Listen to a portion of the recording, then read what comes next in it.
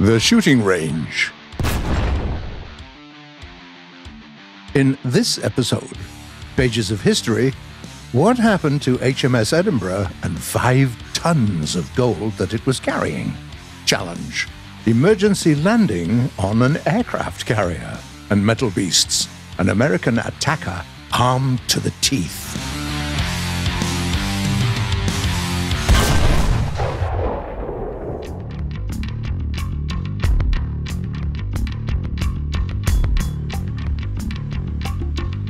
In this episode, we're going to tell you about another novelty. A pre-top aircraft from the US deck-based aviation tree meet the A4B Skyhawk, placed on the battle rating of 8.7. This small and seemingly fragile attack aircraft is equipped with an unexpectedly rich arsenal of various bombs and rockets. The machine's turbojet engine accelerates it to 1,075 kilometers per hour at sea level. Fuel tanks are located behind the cockpit and in the wings.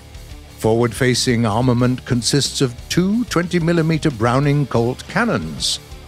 But the main thing, of course, is the suspended weapons. There are cannon containers, bombs from 250 to 2,000 pounds, unguided Mighty Mouse and Zuni rockets, as well as guided AIM-9B Sidewinder air-to-air missiles and AGM-12B Bullpup air-to-ground ones. The cockpit is protected by 2.5mm thick steel plates arranged around the cockpit, as well as a 50mm armored glass at a 55-degree angle. Despite the fact that the A4 is a typical attack aircraft, it performs well in pure air combat. It spawns already in the air and has good speed, so the Skyhawk can get above most enemy planes and impose its own rules of engagement. First of all, it's worth attacking the enemies that have climbed the highest. Occasionally, you can even punish especially careless players who've left their aircraft to gain altitude and diverted themselves to other things. Those will be enough to hit with short bursts from your cannons or one Sidewinder missile. In combat, most planes will outpace it, but few can compete with the A4 when it comes to maneuverability. Large slats, powerful flaps, and low mass combined allow you to turn to the enemy, even at low speed. The only thing that's important to keep track of is the scarce amount of ammo of your cannons, so you need to restrain yourself to firing short, accurate bursts. If you like, you can suspend additional cannon containers, but this is not always a good thing, as they noticeably worsen the flight performance of the aircraft.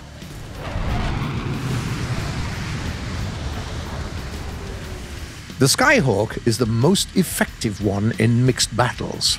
Easy to control, and with a huge arsenal of suspended weapons, it's perfectly suited to deal with enemy armored tech.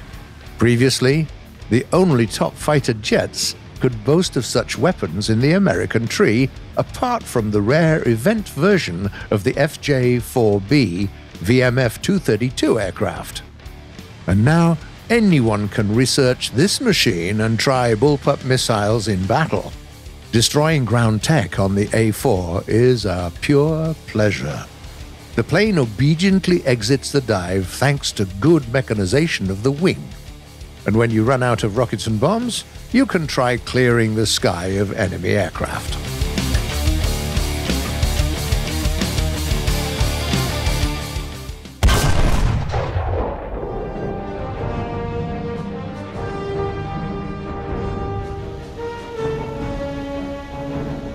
The British Hurricanes and the American P-40s, as well as tanks, the Matildas and the Stuarts, they were all used to basically cover the holes in the Red Army ranks, while the Soviet industry was setting up the production of its own machines after the evacuation.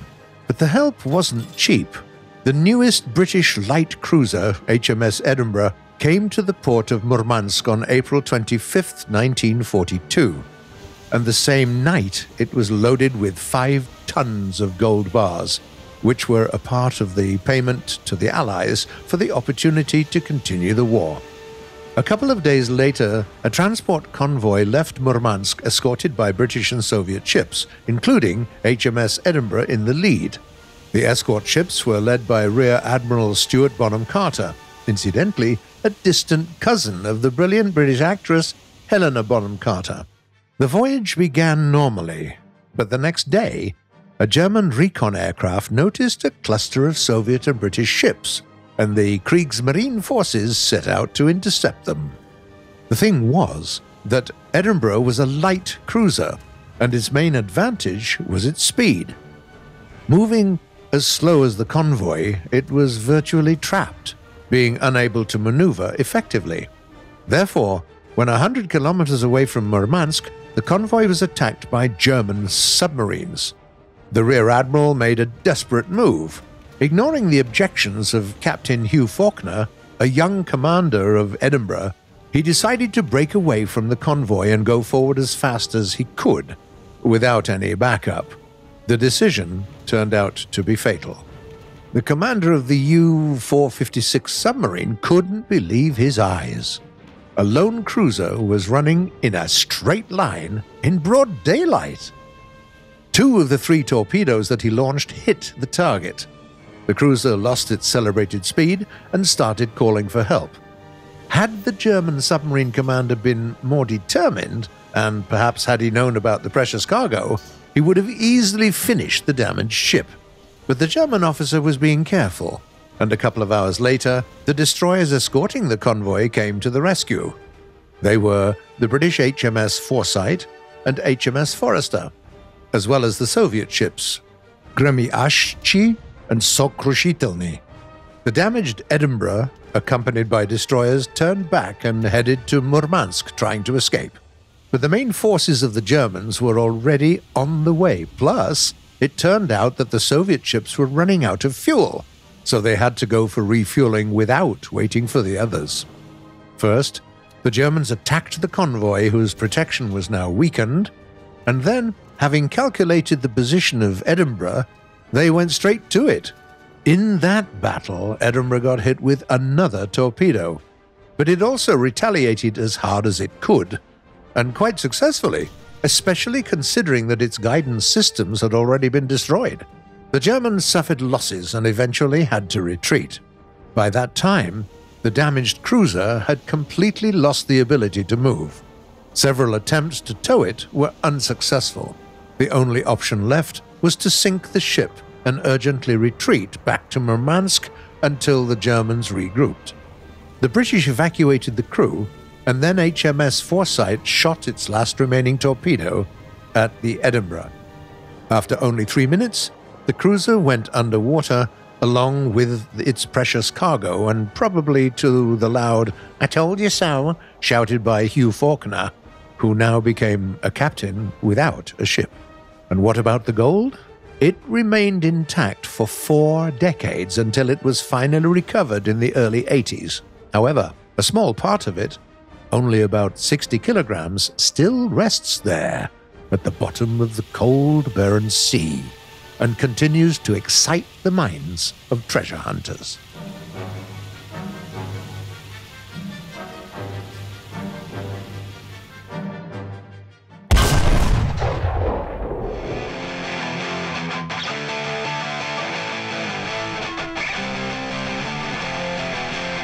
We recently promised to find out which is the biggest aircraft that you can land on an aircraft carrier.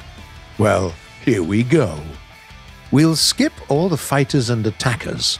Due to low landing speed and small size, any of them can land on an aircraft carrier without any problems. So, we'll start off right away with the naval bombers.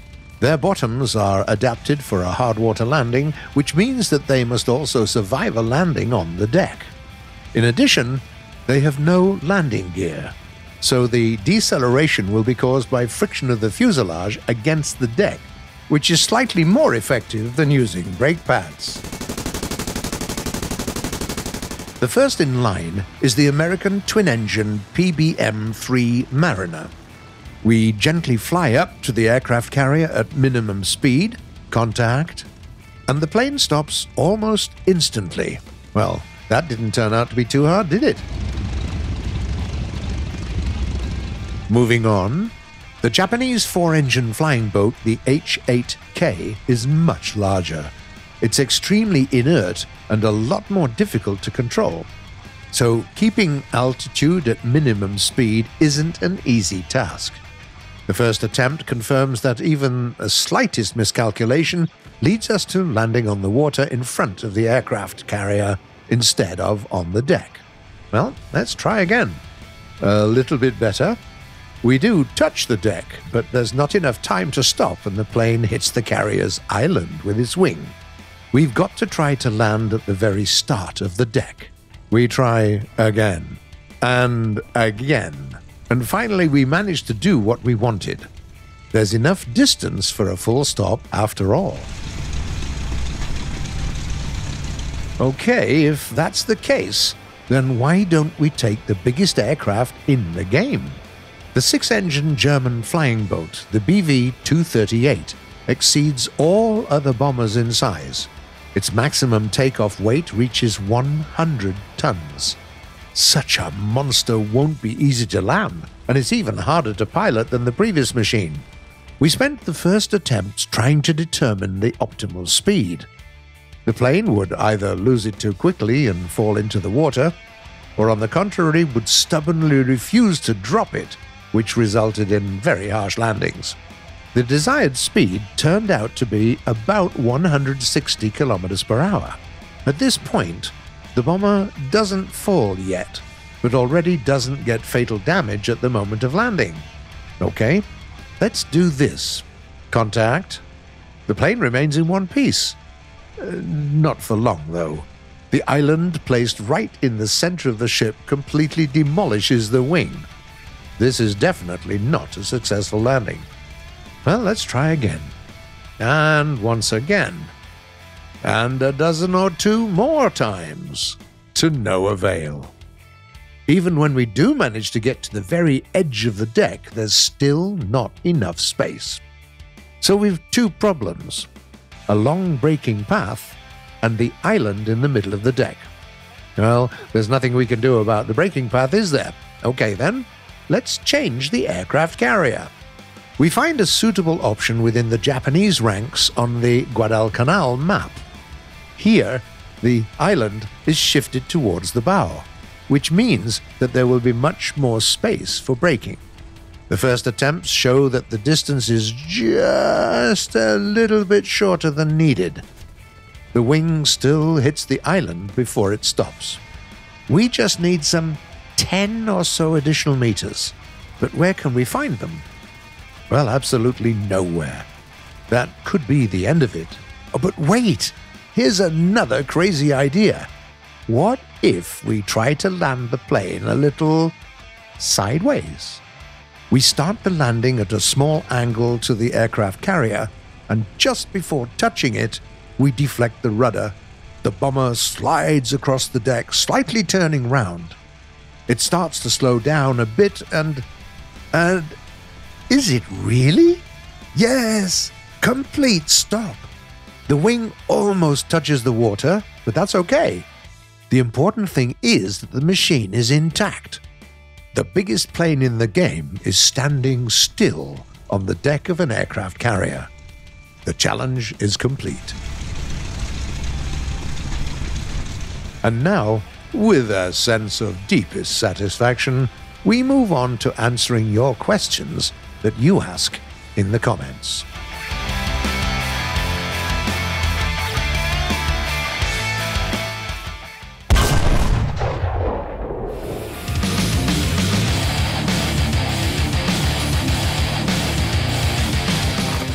The first message was sent by a player called Matthias Locati. Can we get a small tutorial on how to interpret the missile launch recommendations that appear when you have an enemy locked on the radar?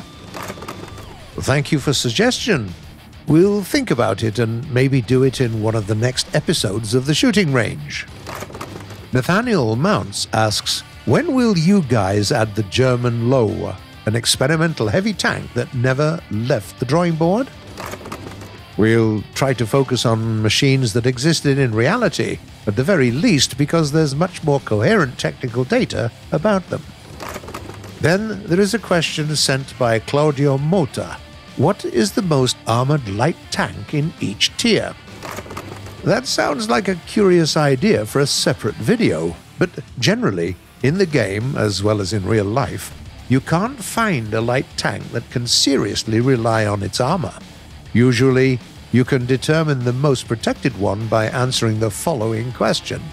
What's the angle of fire and the caliber of machine guns that this armor will still be able to survive against? That will be about the maximum of its protective ability. Julian Reyes wants to know, where can I find the music from the shooting range? Or maybe at least find the names of the songs? Y'all keep asking this question remarkably often. We're really glad that you like the music. Unfortunately, the answer stays the same. Nowhere. The music is licensed specifically for the show, and it's not available for free listening or downloading anywhere except in the shooting range, even if you do know the names of the songs. Another question comes from Paul Lewis. Gaijin, can you put tags so it's easier to find what is in the episode? Hi there. Thanks for the idea. We'll think about it. Just to clarify, do you mean time codes for specific sections of the show? Or are you talking about keyword tags to find a specific episode on the channel? And the last message for today was written by Livonian Mapping. I still don't know how to use the multi-menu. What should I press to use it, please? Well, by default, the multi-menu is bound to the Y button. But of course, you can set it to any other key that you prefer. Once again, that's it for today. You've been watching The Shooting Range by Gaijin Entertainment, which premieres every Sunday at 4 p.m. GMT or noon Eastern Time. So come on guys, subscribe to the channel and press the bell button. And by the way, who's your favorite character portrayed by Helena Bonham Carter? Because we've had a lot of discussion on that subject while making this episode. We're waiting for your answers in the comments, along with your impressions and questions. So stay safe, and we'll see us all in a week.